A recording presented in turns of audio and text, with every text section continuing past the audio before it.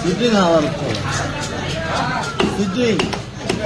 Ini hotel minggu ada kata kan hotel minggu.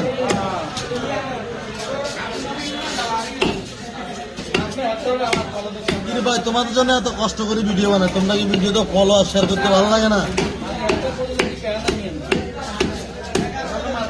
তোমার এই ভিডিওটা খুব দ্রুত ভিডিওটা শেয়ার করো, অন্যকে দেখার সুযোগ করে দাও।